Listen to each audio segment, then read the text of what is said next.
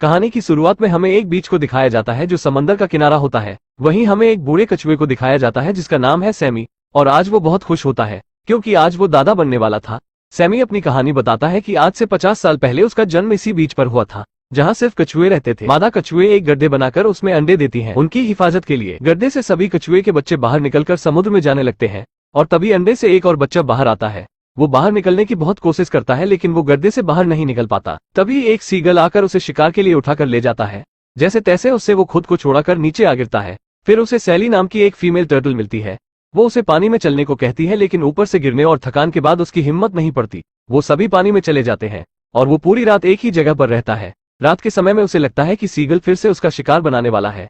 तभी उसकी आंख खुल जाती है और खुद को अकेला पाकर वो बहुत दुखी होता है। तभी एक समुद्र की लहर उस तक आती है और वो एक टूटे हुए लकड़ी के ऊपर होता है जिससे वो पानी के बहाव के साथ समुद्र की तरफ जाने लगता है। पानी के बहाव के साथ वो पूरी रात उसी टूटी हुई लकड़ी के साथ घूमता रहता है। अगली सुबह जब वो पानी में जाने की कोशिश करता है तभी वहाँ 3 बड़े कछुए आ जाते हैं। उन्हें पता चलता है कि सैमी का जन्म कल ही हुआ है तो उसे छोटा समझ के उनमें से 2 कछुए सैमी को डराने लगते हैं। उसे बताते हैं कि महासागर के अंदर तुम्हें बहुत से जानवर मिलेंगे जो तुम्हें खाकर अपना पेट भरेंगे।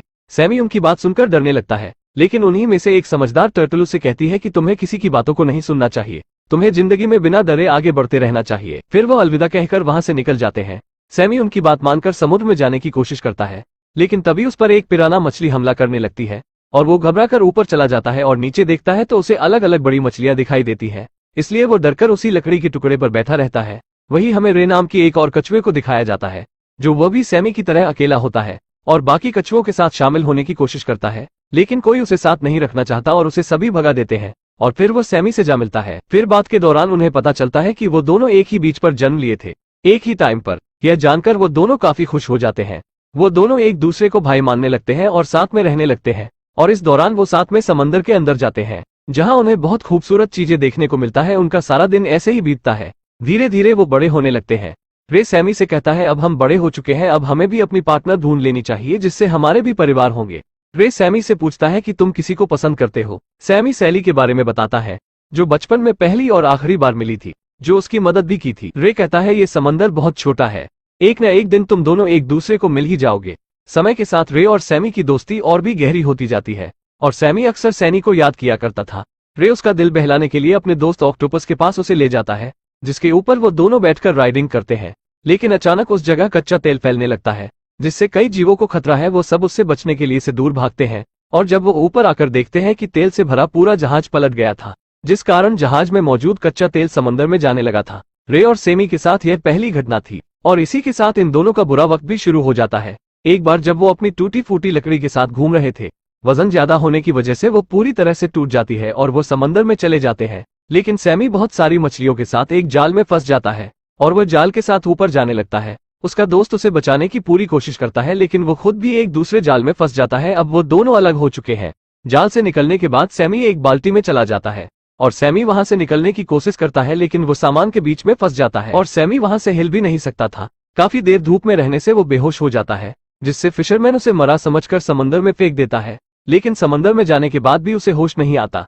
तभी एक डॉल्फिन आती है और उसे उठाने में उसकी मदद करती है जिससे पानी के बहाव के साथ वो समंदर के किनारे तक आ जाता है जहां रात में एक कपल की नजर उस पर पड़ती है और वो उसे लेकर घर चले जाते हैं। जब सैमी की आंख खुलती है तो वो एक छोटी बच्ची, उसकी माँ और एक बिल्ली को देखता है। ये फैमिली सैमी को बहुत प्यार से रखती है और उस बिल्ली को बहुत जलन होती है क्योंकि सैमी के आ जाने से उसकी मालकिन सैमी पर ज्यादा ध्यान देने लगी थी और बिल्ली उसे कहती है तुम्हें इंसानों पर भरोसा नहीं करना चाहिए क्योंकि कभी भी वो उसको दावत बना सकते हैं। रात में वो औरत अपने बच्चों को कहानी सुनाती है जहाँ सभी इकट्ठा होते हैं। बिल्ली का नाम फ्लैपी है।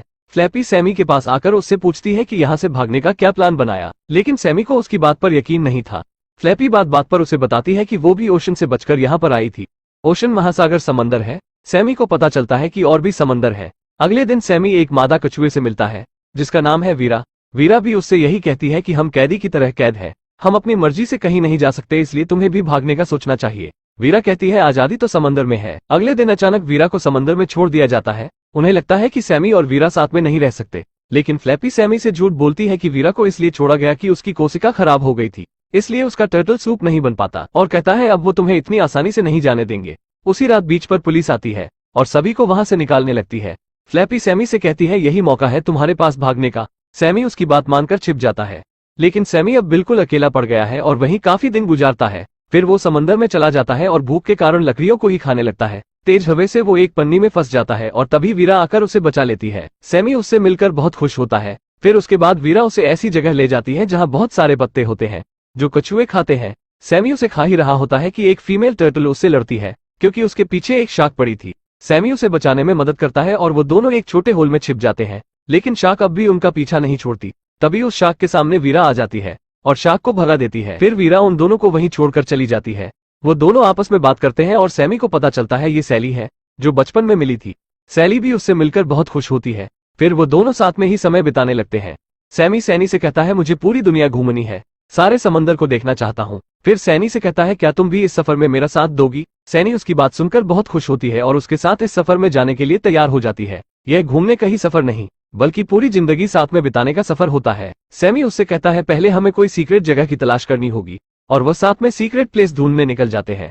रास्ते में उन्हें एक सील मिलता है। वो दोनों उससे सीक्रेट प्लेस की जगह पूछते हैं, लेकिन उसको कुछ नहीं पता होता। पर वो उन्हें एक जहाज के बारे में बताता है जहां उन्हें इस बारे में कुछ सुराग मिल सकते थे और वो उस जहाज को ढूंढने के लिए तैरते हुए कुछ बोट्स के पास पहुंच जाते हैं, लेकिन उन्हें वहां कुछ नहीं मिलता। फिर वो आगे के सफर पर निकल जाते हैं, लेकिन इस बार वो जंगल में पहुंच गए थे जहां बहुत सारे खतरनाक जीव है और पिराना की एक झुंड उन्हें खेल लेती है। लेकिन उनके शिकार करने से पहले एक बड़ी चिड़िया सैनी को उठाकर घोंसले में ले आती है और वहां की ऊंचाई से सैमी को एक बड़ा जहाज नजर आता है, लेकिन उस पेड़ की ठाई पानी में गिर जाती है जिससे सैमी सैली से फिर जा मिलता है और वो उस जहाज का पीछा करते हुए उसके करीब पहुंच जाते हैं, जिससे एक दुर्घटना से सैली सैमी से अलग हो जाती है और काफी कोशिश के बाद वो सैली से नहीं मिल पाता। सैली के गायब हो जाने के बाद सैमी बहुत उदास हो जाता है और तभी वहीं बूढ़े कछुए मिलते हैं जो सैमी को बताते हैं हमने एक फीमेल टर्टल को देखा जिसके शरीर पर शार्क के दांत के काटने का निशान होता है। सैमी समझ जाता है कि ये सैली की बात कर रहे हैं। वो बहुत खुश हो जाता है कि सैली अभी भी जिंदा है। वो उसकी तलाश में समुद्र में कई दिनों से भटकता है, लेकिन उसे सैली नहीं मिलती और वो एंटार्क्टिका में पहुंच जाता है जहां पानी कम, बर्फ ज्यादा रहती है। ठंड ज्यादा लगने की वजह से उसकी हालत खराब होने लगती है। उसकी यह हालत देख पास से गुजर रहे इकोलॉजिक्स टीम की नजर उस पर पड़ती है और उसे सही करने के लिए वो अपनी लैब में ले जाते हैं और वहीं सौभाग्य से सैली मिल जाती है और वो उसके पास जाने की कोशिश करता है, लेकिन कोई उसे समझ नहीं पाता और वो सैमी को रेस्क्यू सेंटर ले जाते हैं और किस्मत से वही स्लैपी नाम की वही बिल्ली मिल जाती है। वो स्लैपी से मदद मांगता है वहां से उसे निकाल सके और तभी वहीं वो औरत आ जाती है और सैमी को देखते ही पहचान जाती है और सैमी की जिज्ञासा देख समंदर में रिहा कर देती है। वहीं से जाते समय सैमी को दो कछुए मिलते हैं। वो सैमी से मदद मांगते हैं कि एक कछुए को एक कंटेनर से निकालने की। जब सैमी वहां पहुंचता है वो देखता है कि ये तो उसका दोस्त रे है। वो एक दूसरे से मिलकर बहुत खुश होते हैं और वो रे को बाहर निकालने की कोशिश करते हैं। रे उस कंटेनर से बाहर निकल जाता है। फिर सैमी रे को अपनी पूरी कहानी बता देता है। सैमी को रे इतना चिंतित में देख अपने घर ले जाता है जहां वो रहा करता था। वहां रे सैमी को अपनी पत्नी रीटा से मिलवाता है और वही बात करने के दौरान सैमी सैली के बारे में बताता है। फिर रीटा उससे कहती है मैंने सैली को यहीं कुछ देर पहले देखा था, सैली वहीं रहने लगी थी। और सैमी देखता है सैली किसी और कछुए के साथ होती है। ये देख उसे लगता है सैली ने अपना जीवन साथी चुन लिया है, इसलिए वो बिना मिले ही लौट आता है और उदास होकर रीटा और रे के पास आता है और उन्हें बताता है कि सैली ने अपना जीवन साथी किसी और को चुन लिया है। और तभी वहीं सैमी को बताया जाता है कि जिसको उसने सैली के साथ देखा था उसका नाम रोबी है, जो किसी भी शी टर्टल से फ्लर्ट करने लगता है और सैली के भी साथ फ्लर्ट ही कर रहा था। तरकी है। ये बात जानकर सैमी बहुत खुश होता है कि सैली के दिल में उसी के लिए प्यार है। वो जल्दी से सैली से मिलने जाता है जहां एक शार्क उसके पीछे लगा होता है। सैमी शार्क से उसे फिर से बचा लेता है और फिर वो दोनों हमेशा के लिए जीवन साथी बन जाते हैं। और इसके बाद से कहानी वर्तमान में आ जाती है। अंडे से बच्चे बाहर आ चुके थे। सैमी और सैली उन्हें रोड क्रॉस करवाते हैं और वो दोनों दादा दादी बन चुके थे और फिर एक बच्चा उस गड्ढे से बाहर नहीं निकल पाता। ये देख सैमी को अपना बचपन याद आ जाता है और उसे बाहर निकालने में मदद करता है और यहीं पर ये मूवी खत्म हो जाती है। अगर आप इस वीडियो को एक लाइक कर देंगे तो अगले संडे इससे भी अच्छी फुल वीडियो आएगी। वैसे हमें पता नहीं चलता कि ये वीडियो सिर्फ बच्चे देखते हैं या फिर घोड़े वाले बच्चे। तो आप कितने साल के हो कमेंट में जरूर बताना।